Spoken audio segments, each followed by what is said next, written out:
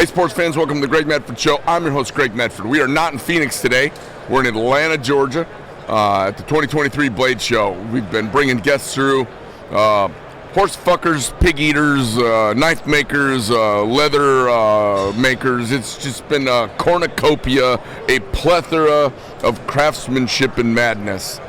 Next, we have Matthew Rier. He's from Wicked Edge. I've been recommending Wicked Edges, 12 or 13 years now for my company, Medford Knife and Tool, for our products and our customers, and had great success with it over the years. So we thought we'd invite them over here to talk about the system a little bit and some of the new things. Matthew, how you doing? Welcome. I'm doing well, man. So, as a primer, for those of you who aren't knife lunatics, most people don't know how to really sharpen a knife or freehand sharpen a knife anymore. And out of 100 guys who say they can freehand sharpen a knife, almost nobody can get a knife hair popping sharp. It's kind of an old-fashioned skill, and with the modern tool steels, it's harder and harder and harder with a single stone, like maybe an old two-sided Arkansas stone, or even if you have a set of stones, are you carrying those with you when you're out in the field? So the Wicked Edge companies, their solution is kind of a adjustable fixed edge grinding apparatus that guides you to do a repeatable type of sharpening. Some multiple stones, rigid fixing of the blade. For those of you who haven't seen this, it's kind of a two-hand operation. Really great system. The first time I encountered a Wicked Edge was from somebody who brought a knife in. I was like, holy fuck, that's one of the sharpest edges I've ever felt, other than like a factory edge. Because the truth is, it's one of the hardest skills in the shop for guys in knife companies. Yeah. It's a high-level skill. Making knives razor sharp is pretty hard, and kind of a black art. For sure. So tell us a little bit about what Wicked Edge is doing now, what's new, and what kind of products, mainline products, somebody might be interested in. Yeah, well, we've always had... And just get a little closer to the mic. Yeah. Got it, yeah. So last year we actually released a couple new products, more focused on a portable kind of mentality.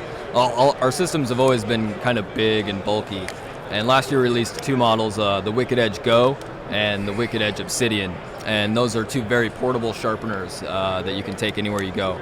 The Go is a lot simpler and a little bit more of an affordable kind of sharpener. It's at about $275. And then the Obsidian is kind of the creme de la creme. It's got all the technology, all the bells and whistles, the self-centering vise, the micro angle drive, which is really precise, all kind of baked into a nice little small package. Have you noticed, what have you noticed as far as MagnaCut? Some of the harder versions of that. MagnaCut, and I would even put Maximet kind of in that realm too. Is just like those really hard steels. They're really not that bad when you're taking diamond stones to them. Yeah, those steels are hard, but diamonds are harder. And as long as you get all your angles set and your knife put in the right spot, it's just as easy as any other steel. It takes a little bit longer, takes a little more time, more strokes, but other than that, it's just like any other steel. I know a lot of edges, a lot of factory edges even have got a little bit of apple seed to them. They've got some, because a lot of us are belt sharpening. Yep. And, you try to get up off the wheel. Yep. So you don't get the bumping and the rippling, and you get into the slack. As soon as you're into the slack of a belt, you get some curvature to the surface. Yeah. You guys are really making a perfectly flat ground surface because of that diamond face. So when somebody is taking any knife and they're converting it from its first time factory edge to a Wicked Edge, there's a little bit of working through that apple seed radius to get down to the pure flat. Yep. Does that still put the marker along the edge, kind of find your central spot? It's a super easy little strategy. You just kind of color in that bevel with the Sharpie, and you just grind away at it with a more aggressive stone once you've found your angle. And once all that Sharpie's gone, you've gotten through all those imperfections. Usually those imperfections are at the tip or at the heel, and once you grind through those, then you have a nice, perfect, symmetrical angle all the way down. Do you guys, I've noticed over the years, folks that are new with your stuff, I always tell them, I'm like, get some cheap knives and learn on that. I see a lot of rounded tips from guys dropping hard off the front of the blade. Sure. Have you guys come up with any innovation for dealing with that, or is that still all kind of skill? Yeah, I mean, there's still a skill element to that. Yeah. We do include in our 2 new models that I just kind of briefly talked about, we include a really cheap practice knife so that the customer can kind of beat up on a knife that they didn't already pay for. That's a great idea. And that way they can have some success. We have a little bit of instruction like, hey, just set it to this angle and go hard at it, and you'll be able to get a burr real quick, real easy. And that really helps the customer have some success really early on, which gives them a little bit of confidence knowing that they can actually sharpen a knife. Next time you guys are down in Phoenix, you ever make it down there? I don't really. Clay does a lot. He does a lot of our product development and design. So the next time Clay's down there, he should come by our factory since I've been recommending the system. And here's the funny part. In 13 years, I have got so many customers to buy it, and I have never once used one. No, yeah.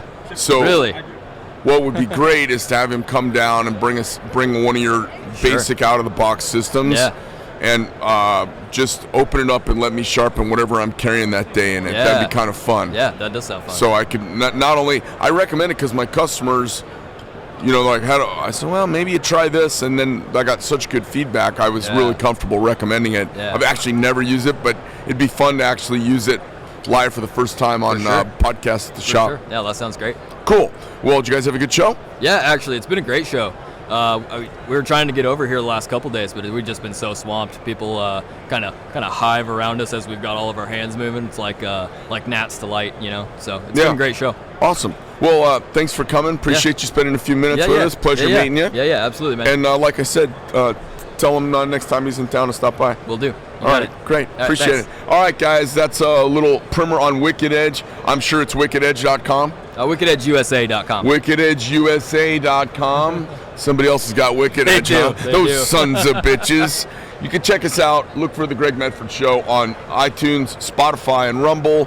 A lot of politics, making, crafting, leather, gold buying, all kinds of info on how to do stuff.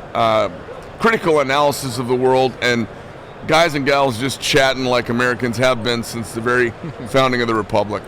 I'm out.